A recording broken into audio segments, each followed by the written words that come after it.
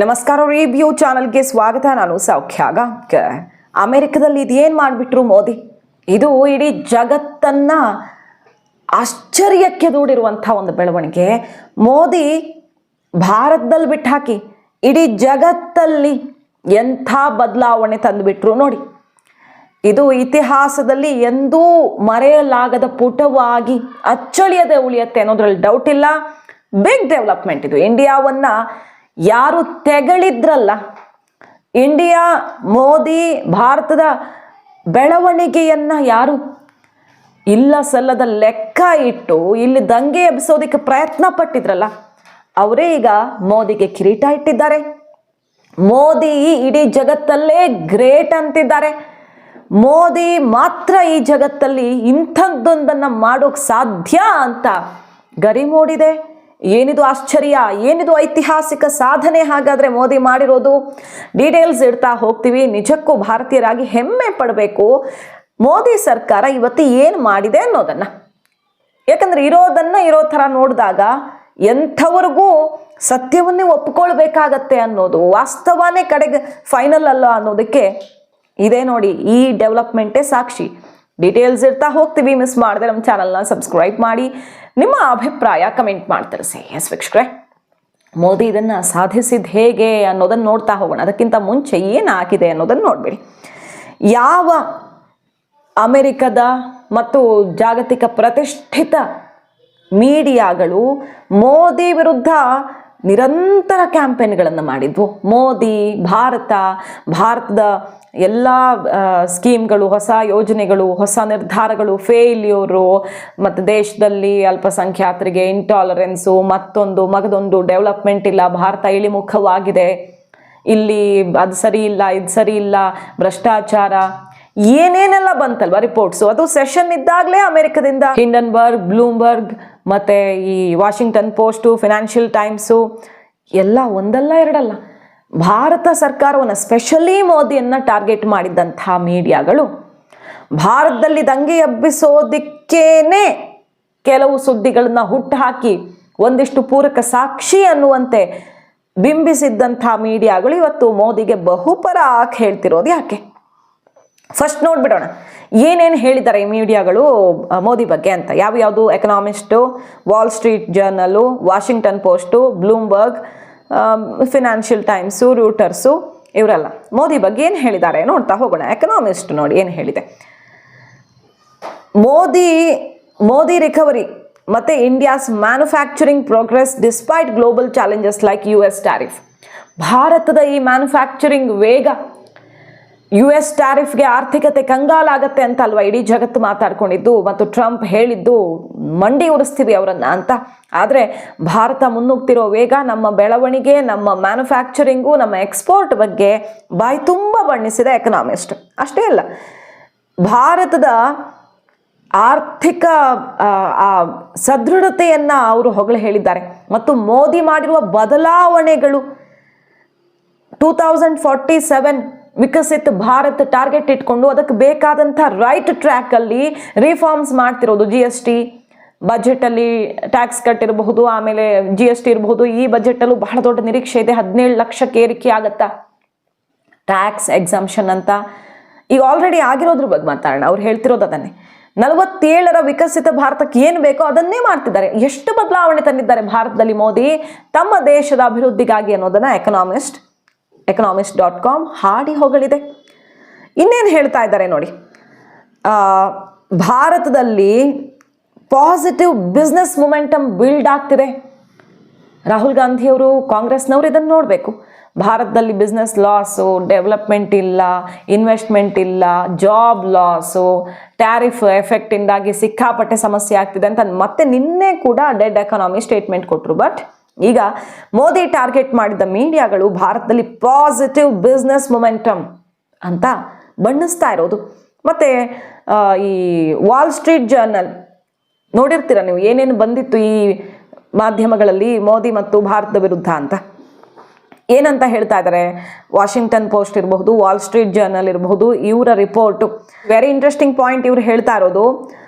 Agreements under Modi to double bilateral trade to $200 billion by 2032, strengthening partnerships. ಅಂದರೆ ಮೋದಿ ಅಂಡರಲ್ಲಿ ಒಂದೆರಡು ರಾಷ್ಟ್ರಗಳ ಜೊತೆ ಡೀಲ್ ಆಗಿಲ್ಲ. FTA, ವಿವಿಧ ಟ್ರೇಡ್ ಡೀಲ್ಗಳು, ಈಗ ಮದರ್ ಆಫ್ ಆಲ್ ಡೀಲ್ಸ್ ಅಂತ ಕರಿತಾ ಇರುವ EU ಜೊತೆಗಿನ ಒಪ್ಪಂದ ಆಗ್ತಾ ಇದೆ. ಭಾರತ ಮ್ಯೂಚುವಲಿ, ಇದರಿಂದ ಬರೀ ಭಾರತಕ್ಕೆ ಲಾಭ ಅಲ್ವಲ್ಲ, ಇದು ಜಗತ್ತಿನ ಸಪ್ಲೈ ಚೈನನ್ನು ಮತ್ತು ಇಡೀ ಗ್ಲೋಬಲ್ ಎಕಾನಮಿಯನ್ನು ಬೂಸ್ಟ್ ಮಾಡುವಂಥದ್ದು. ಅದಕ್ಕೇನೆ ಮೊನ್ನೆ IMF ಏನಂತ ಹೇಳ್ತು, ಭಾರತ ಜಗತ್ತಿನ ಗ್ರೋತ್ ಎಂಜಿನ್ ಅಂತ ಹೇಳ್ತು. ಭಾರತೀಯರಾಗಿ ತುಂಬ ಹೆಮ್ಮೆಯಿಂದ ಹೇಳ್ಕೊಳ್ಳುವಂಥ ಡೆವಲಪ್ಮೆಂಟ್ ಆಗ್ತಿದೆ. ಭಾರತ ತುಂಬಾ ಒಂದು ದೊಡ್ಡ ಹೆಜ್ಜೆಯನ್ನು ಇಟ್ಟಿರೋದು. ಅದನ್ನು ಇವರು ಬಣ್ಣಿಸಿದ್ದಾರೆ. ವಾಷಿಂಗ್ಟನ್ ಪೋಸ್ಟು ಮತ್ತು ವಾಲ್ ಸ್ಟ್ರೀಟ್ ಜರ್ನಲ್ ಹೇಳ್ತಾ ಇರೋದು ಇದು. $200 billion ಟಾರ್ಗೆಟನ್ನು 2032ಕ್ಕೆ ಪಾರ್ಟ್ನರ್ಶಿಪ್ ವಿಚಾರದಲ್ಲಿ ರೀಚ್ ಆಗೋದಕ್ಕೆ ಭಾರತ ಮೋದಿ ನಾಯಕತ್ವದ ಅಡಿಯಲ್ಲಿ ಕಾರಣ ಆಗಿದೆ ಅಂತ. ಇನ್ನು ಬ್ಲೂಮ್ಬರ್ಗ್ ಏನಂತ ಹೇಳ್ತಾ ಇದೆ, ಈ BJP ಫಿನಾನ್ಷಿಯಲ್ ಸ್ಟ್ರೆಂಗ್ತು, ಎಲೆಕ್ಟ್ರಲ್ ಅಡ್ವಾಂಟೇಜಸ್ಸು ಹೆಂಗಿದೆ ಅಂದರೆ, ಇಡೀ ದೇಶದಲ್ಲಿ ಎಲ್ಲ ಚುನಾವಣೆ ಆದರೂ ಕೂಡ ಬ್ಯಾಕ್ ಟು ಬ್ಯಾಕ್ ಗೆಲುವುಗಳಾಗ್ತಿರೋದು. ಅಂದರೆ BJPಗಿರುವಂಥ ಎಲ್ಲ ಬಗೆಯ ಬಲಗಳೂ ಕೂಡ ಇದಕ್ಕೆ ಕಾರಣ ಆಗ್ತಿದೆ. ಮೋದಿ ನಾಯಕತ್ವದಲ್ಲಿ BJP ಸಂಘಟನಾತ್ಮಕವಾಗಿ ಎಷ್ಟು ಸ್ಟ್ರಾಂಗ್ ಆಗಿದೆ, ಅದು ಯಾವುದೇ ಬಗೆಯಲ್ಲಿರಬಹುದು. ಬ್ಯಾಕ್ ಟು ಬ್ಯಾಕ್ ಈ ಥರ ಗೆಲ್ಲೋದಕ್ಕೆ ಎಲ್ಲರೂ ಗೆಸ್ ಮಾಡಿದ್ದೇನು, ಇಲ್ಲಿ ಆ ರಿಪೋರ್ಟು ಇದೆ ನೋಡಿ. ಮೋದಿ 24ರ ಚುನಾವಣೆಯಲ್ಲಿ ಅಂದುಕೊಂಡ ಟಾರ್ಗೆಟ್ ಗೆಲ್ಲೋಕ್ಕಾಗಲಿಲ್ಲ, 400 ಅಂತೆಲ್ಲ ಟಾರ್ಗೆಟ್ ಇತ್ತು, ಅದು ಗೆಲ್ಲೋಕ್ಕಾಗಲಿಲ್ವಲ್ಲ, ಆಗ ವೀಕ್ ಆಗಿಬಿಡ್ತಾರೆ ಮೋದಿ. ರಿವರ್ಸ್ ಆಗುತ್ತೆ, ಮೋದಿ ಇಷ್ಟು ದಿನ ಮಾಡಿದ್ದೆಲ್ಲ ರಿವರ್ಸ್ ಅಂತ ಅಂದ್ಕೊಳ್ಳಾಗಿತ್ತು. ಬಟ್ ಅವರ ಅಂದುಕೊಂಡಿದ್ದೇ ರಿವರ್ಸ್ ಮಾಡಿಬಿಟ್ರು ಮೋದಿ. ಮೈತ್ರಿಕೂಟ ಕೊಲ್ಯಾಪ್ಸ್ ಆಗತ್ತೆ, ಕಿರಿಕ್ ಶುರುವಾಗುತ್ತೆ. NDAಗೆ ಇವರೆಲ್ಲ ಯಾರು, ಚಂದ್ರಬಾಬು ನಾಯ್ಡು, ನಿತೀಶ್ ಕುಮಾರ್ ಏನೋ ಸಮಸ್ಯೆ ಮಾಡ್ತಾರೆ ಅಂತಿದ್ದಿದ್ದಲ್ವಾ, ಹಿಂದೆರಡು ಟರ್ಮ್ಗಿಂತ ಹೆಚ್ಚು ಸ್ಟ್ರಾಂಗ್ ಆಗಿಬಿಟ್ರು ಮೋದಿ. ಫಿನಾನ್ಷಿಯಲ್ ಟೈಮ್ಸು, ಬ್ಲೂಮ್ಬರ್ಗು ಮತ್ತು ಬೇರೆ ಬೇರೆ ಎಲ್ಲ ಪೋಸ್ಟ್ಗಳನ್ನು ನೋಡಿದ್ರೆ, ಓದ್ತಾ ಹೋದರೆ ಇಂಥದ್ದು ಒಂದು ದೊಡ್ಡ ಲಿಸ್ಟೇ ಸಿಗ್ತಾ ಇದೆ ನೋಡಿ. ಅಂದರೆ ಭಾರತ ಎಷ್ಟು ಸ್ಟ್ರಾಂಗ್ ಆಗಿ ನಿಂತ್ಕೊಂಡಿದೆ ಇವತ್ತು. ಫಿನಾನ್ಷಿಯಲಿ ಯಾವ ರೀತಿ ಗ್ರೋತ್ ಆಗ್ತಾ ಇದೆ, ಮತ್ತು ಸ್ಟ್ರೆಂಗ್ನಿಂಗು, ಇಂಡಿಯಾ ಬ್ರೆಜಿಲ್ ಟೈಸ್ ಇರಬಹುದು, ಬೇರೆ ಬೇರೆ ರಾಷ್ಟ್ರಗಳ ಜೊತೆಗೆ ಭಾರತದ ವ್ಯಾಪಾರ ಒಪ್ಪಂದ ಇರಬಹುದು, ನ್ಯೂಜಿಲ್ಯಾಂಡ್ ಜೊತೆ ಇರಬಹುದು, ಆಫ್ರಿಕನ್ ರಾಷ್ಟ್ರಗಳ ಜೊತೆಗಿರಬಹುದು, ಮತ್ತು ಸೌತ್ ಏಷ್ಯಾದಲ್ಲೇ ಅವಕಾಶಗಳನ್ನು ಹುಡುಕ್ತಾ ಇರೋದಿರಬಹುದು, EU ಜೊತೆಗಿನ ಡೀಲ್ ಇರಬಹುದು, ಜರ್ಮನಿ ಜೊತೆಗೆ ಏನು ನಾವು ಒಪ್ಪಂದ ಮಾಡ್ಕೊಂಡಿರೋದಿರಬಹುದು, ಕೆನಡಾ ಕಳೆದ ವರ್ಷ ನೋಡಿದ್ರೆ ತಿರುಗಿ ಬಿದ್ದಿತ್ತು, ಮತ್ತೀಗ ಅವರೇ ನಮ್ಮ ಜೊತೆ ಕೈ ಜೋಡಿಸ್ಕೊಂಡು ಬಂದಿರೋದಿರಬಹುದು. ಎಲ್ಲವನ್ನೂ ಕೂಡ ಈ ವಿದೇಶಿ ಮಾಧ್ಯಮಗಳು, ಅದರಲ್ಲೂ ಸ್ಪೆಷಲಿ ಅಮೆರಿಕದ ಮಾಧ್ಯಮಗಳು ಈಗ ಬಣ್ಣಿಸ್ತಿದ್ದಾರೆ. ಮೋದಿ ತಾಕತ್ತು ಇದು, ಮೋದಿ ಇನ್ನಷ್ಟು ಸ್ಟ್ರಾಂಗ್ ಆಗಿದ್ದಾರೆ ಅಂತ ಬಣ್ಣಿಸ್ತಾ ಇದ್ದಾರೆ. ಇದು ಹೆಂಗೆ ಸಾಧ್ಯ ಆಯಿತು ಅನ್ನೋದನ್ನು ನೋಡೋಣ. ಇಡೀ ಜಗತ್ತಲ್ಲಿ ಏನಾಗ್ತಿದೆ, ಆದರೆ ಮೋದಿ ಮಾತ್ರ ಭಾರತದಲ್ಲಿ ಏನು ಮಾಡಿದ್ದಾರೆ ಅನ್ನೋದನ್ನು ತುಂಬ ಚೆನ್ನಾಗಿ ಈ ಪಾಯಿಂಟಲ್ಲಿ ನಾವು ನೋಡಬಹುದು. ಭಾರತ ಸುಮ್ಮನೆ ಇದನ್ನು ಜಗತ್ತು ಒಪ್ಕೊಳ್ಳೋ ಹಾಗೆ ಮಾಡಿಲ್ಲ. ಆಗಿದ್ದನ್ನು ಅವ್ರು ಮಾತಾಡ್ತಿದ್ದಾರೆ. ಎಲ್ಲ ಬಿಸ್ನೆಸ್ ಓರಿಯೆಂಟೆಡ್ ತಾನೆ, ಮೀಡಿಯಾ ಇರಲಿ ಇನ್ನೊಬ್ರು ಇರಲಿ, ಏನು ಆಗ್ತಿದೆಯೋ ಅದನ್ನೇ ಹೇಳಲೇಬೇಕು. ಯಾರಿಗಾದರೂ ಅದು ಅರ್ಥ ಆಗತ್ತೆ, ವಾಸ್ತವ ಒಪ್ಕೊಳ್ಳೇಬೇಕು. ಎಷ್ಟು ದಿನ ಅಂತ ಅವರು ಈ ಟೂಲ್ ಕಿಟ್ ಆಗಿ ಕೆಲಸ ಮಾಡೋಕ್ಕೆ ಸಾಧ್ಯ?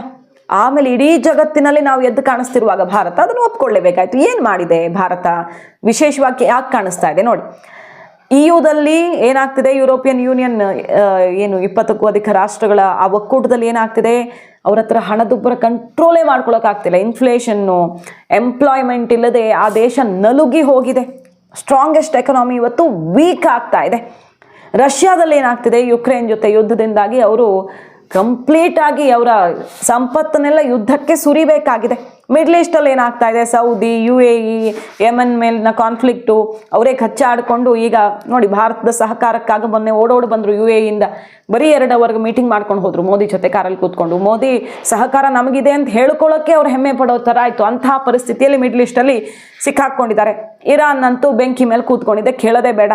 ಚೀನಾ ಏನಾಗ್ತಿದೆ, ರಿಯಲ್ ಎಸ್ಟೇಟ್ ಬಿದ್ದೋಗಿ ಅಲ್ಲಿ ಆರ್ಥಿಕ ಪ್ರಗತಿಯಲ್ಲಿ ಹಿಂದೆಂದೂ ಕಂಡರಿಯದಂಥ ಒಂದು ಆಘಾತ ಚೀನಾಗೆ ಎದುರಾಗಿದೆ. ವರ್ಡ್ಸ್ ಫ್ಯಾಕ್ಟರಿಗೇನೆ ಇವತ್ತು ಭಾರತ ಸೆಡ್ ಹೊಡಿತಾ ಇದೆ. ಐಫೋನ್ ಪ್ರೊಡಕ್ಷನ್ ಇರಬಹುದು, ವಿವಿಧ ವಲಯಗಳಲ್ಲಿರಬಹುದು, ಸೆಮಿಕಂಡಕ್ಟರು, ಎಲ್ಲದರಲ್ಲೂ ಭಾರತ ತಡವಾಗಿ ಶುರು ಮಾಡಿದ್ರೂ ಕೂಡ ಕ್ವಾಲಿಟೇಟಿವ್ ಪ್ರೊಡಕ್ಷನ್ ಮೂಲಕ ಚೀನಾಗೆ ಸೆಡ್ ಹೊಡಿತಿದೆ. ಸೊ ಚೀನಾದಲ್ಲೂ ಕೂಡ ಆಘಾತ. ಮತ್ತು ಅವರದ್ದು ಇತ್ತೀಚಿನ GDP ಗ್ರೋತ್ ನೋಡಿದ್ರೆ ಭವಿಷ್ಯ ಆಘಾತಕಾರಿಯಾಗಿದೆ ಚೀನಾಗೆ ಅನ್ನೋದನ್ನು ತೋರಿಸ್ತಾ ಇದೆ. ಚೀನಾದ ಕಥೆ ಇದು. ಜಪಾನಲ್ಲಿ ಏನಾಗ್ತಿದೆ, ಅಲ್ಲೂ ಕೂಡ ಇನ್ಫ್ಲೇಷನ್ ಕಂಟ್ರೋಲ್ ಆಗ್ತಾ ಇಲ್ಲ. ಎಲ್ಲರಿಗೂ ರೇಟ್ ಜಾಸ್ತಿಯಾಗಿ ಜನಜೀವನನೇ ಅಸ್ತವ್ಯಸ್ತ ಆಗೋ ಥರ ಆಗಿದೆ. ಇದು ಇಡೀ ಜಗತ್ತಿನ ಬಲಿಷ್ಠ ಸೋ ಕಾಲ್ಡ್ ಬಲಿಷ್ಠ ರಾಷ್ಟ್ರಗಳ ರಕ್ಷಣಾತ್ಮಕವಾಗಿ ಅಥವಾ ಎಕನಾಮಿಕಲಿ ಬಲಿಷ್ಠ ಅಂತ ಅನಿಸ್ಕೊಂಡ ರಾಷ್ಟ್ರಗಳ ಪರಿಸ್ಥಿತಿ ಇವತ್ತು ಯುದ್ಧ ಮಾಡ್ಕೊಂಡು ಸಾಯ್ತಿದ್ದಾರೆ, ಆರ್ಥಿಕತೆ ಕೊಲ್ಯಾಪ್ಸ್ ಹಾಕಿ ಸಾಯ್ತಿದ್ದಾರೆ. ಭಾರತ ಏನು ಮಾಡ್ತಿದೆ? ಭಾರತ ಯುದ್ಧನೂ ಮಾಡ್ತು, ಮತ್ತು ಆರ್ಥಿಕತೆಯಲ್ಲಿ ಯಾರೂ ಊಹಿಸೋದಕ್ಕಾಗದ್ದನ್ನು ಎಲ್ಲರೂ ಕಷ್ಟದಲ್ಲಿರೋವಾಗ ಸಾಧಿಸಿನೂ ತೋರಿಸ್ತು. ಇದು ನಮ್ಮ ಸ್ಪೆಷಾಲಿಟಿ. ಭಾರತನ ಯುದ್ಧದಲ್ಲಿ ಎಂಗೇಜ್ ಮಾಡೋಣ ಅಂತ ಪೆಹಲ್ಗಾಮ್ ದಾಳಿ ಮಾಡಿದ್ರು, ನಮ್ಮವ್ರನ್ನ ಬಲಿ ತಗೊಂಡ್ರು. ಆದರೆ ತಿಂಗಳುಗಟ್ಟಲೆ ಯುದ್ಧ ನಡೆಸೋಣ ಅಂತ ಪಾಕಿಸ್ತಾನ ಚೂ ಬಿಟ್ಟರೆ ಭಾರತ ಒಂದು ಶತಮಾನ ನೆನಪಿಟ್ಕೊಳ್ಳುವಂಥ ಯುದ್ಧದ ಮಾಡೆಲ್ ತೋರಿಸ್ಬಿಡ್ತು. 4 ದಿನದಲ್ಲಿ ಯುದ್ಧ ಫಿನಿಶ್ ಮಾಡಿಬಿಡ್ತು. ಯಾಕಂದರೆ 12 ಏರ್ ಬೇಸ್ಗಳನ್ನು ಪಾಕಿಸ್ತಾನದಲ್ಲಿ ಸೊಂಟ ಮುರಿದು ಪುಡಿ ಪುಡಿ ಮಾಡಿ ಹಾಕಿದ್ರೆ ಇನ್ನೆಲ್ಲಿಂದ ದಾಳಿ ಮಾಡ್ತಾರೆ ಅವರು? ಅವರ ಸಂಪೂರ್ಣ ಸಿಸ್ಟಮೇ ಕೊಲ್ಯಾಪ್ಸ್ ಆಗಿಬಿದ್ದು ಏನೂ ಮಾಡೋಕ್ಕಾಗದ ಪರಿಸ್ಥಿತಿ ಕೇವಲ 4 ದಿನಗಳಲ್ಲಿ. ಸ್ವೀಡಿಷ್ ಎಕ್ಸ್ಪರ್ಟು, ವಿವಿಧ ರಾಷ್ಟ್ರಗಳ ಡಿಫೆನ್ಸ್ ಎಕ್ಸ್ಪರ್ಟ್ಗಳು ಇದನ್ನು ಬಣ್ಣಿಸ್ತಾರೆ. 100 ವರ್ಷ ಅಂದರೆ 1 ಶತಮಾನ ಇದನ್ನು ಸ್ಟಡಿ ಮಾಡಬೇಕು. ಭಾರತದ ಆಪರೇಷನ್ ಸಿಂಧೂರ ಮಾಡೆಲನ್ನು ಆ ಥರ ಬೆರಗಾಗೋ ರೀತಿಯಲ್ಲಿ ಯುದ್ಧ ಮಾಡಿ ತೋರಿಸ್ಬಿಟ್ರು. ಚಿಟಿಕೆ ಹೊಡೆಯೋದ್ರಲ್ಲಿ ಮುಗಿಸೋದು ಅಂತಾರಲ್ಲ ಹಾಗೆ. ಸೊ ನಾವು ಯುದ್ಧ ಮಾಡಿದ್ವಿ, ಎಂಗೇಜ್ ಆಗಲಿಲ್ಲ, ಅದರಲ್ಲಿ ಟೈಮ್ ವೇಸ್ಟ್ ಮಾಡಿ ನಮ್ಮ ದುಡ್ಡನ್ನು ಅಲ್ಲಿಗೆ ಹೋಗಿ ಸುರಿಯೋ ರೀತಿಯಲ್ಲಿ ಮಾಡಿಕೊಳ್ಳಿಲ್ಲ. ಇಲ್ಲಿ ಆರ್ಥಿಕತೆ ವಿಚಾರದಲ್ಲಿ ಟ್ಯಾರಿಫ್ ಬರ್ತಿದ್ದಂಗೆ ರಿಫಾರ್ಮ್ಗಳನ್ನು ಮಾಡಿದ್ರು. ಎಷ್ಟು ಕ್ವಿಕ್ ಡಿಸಿಷನ್ ಅದು, ಎಷ್ಟು ಕ್ವಿಕ್ ಆಗಿ ನಾವು ಎಲ್ಲ ನಮ್ಮ ಎಕ್ಸ್ಪೋರ್ಟನ್ನು ಬೇರೆ ಬೇರೆ ರಾಷ್ಟ್ರಗಳಿಗೆ ಡೈವರ್ಟ್ ಮಾಡಿಬಿಟ್ವಿ.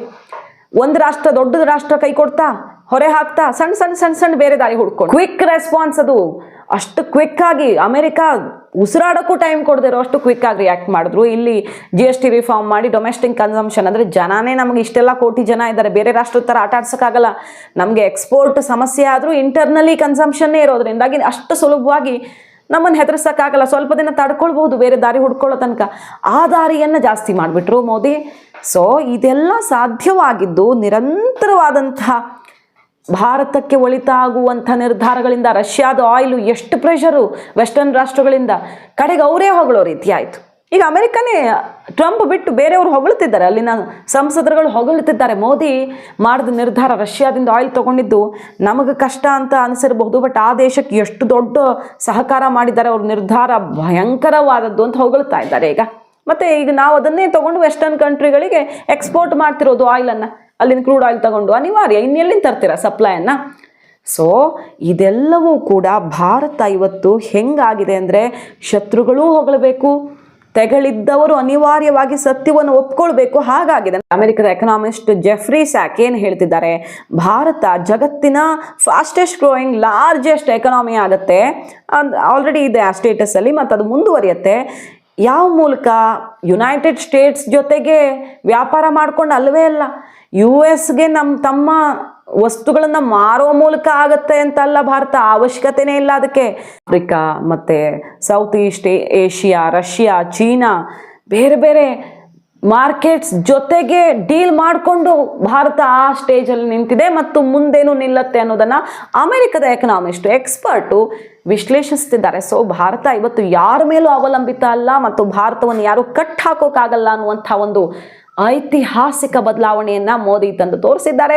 ಶತ್ರುಗಳೀಗ ಬಹುಪರಾಕ್ ಅಂತಿದ್ದಾರೆ. ಇದು ನಾವೆಲ್ಲ ಭಾರತೀಯರೆಲ್ಲ ಹೆಮ್ಮೆ ಪಡುವಂತಹ ಮತ್ತು ಎಷ್ಟೋ ವರ್ಷಗಳವರೆಗೆ ಇತಿಹಾಸದಲ್ಲಿ ಅಚ್ಚಳಿಯುವಂತಹ ಒಂದು ಬೆಳವಣಿಗೆ. ಮಾಹಿತಿ ಇಷ್ಟ ಆಗಿದ್ರೆ ಮಿಸ್ ಮಾಡದೆ ನಮ್ಮ ಚಾನಲ್ನ ಸಬ್ಸ್ಕ್ರೈಬ್ ಮಾಡಿ, ನಿಮ್ಮ ಅಭಿಪ್ರಾಯ ಕಮೆಂಟ್ ಮಾಡಿ ತಿಳಿಸಿ. Thank you.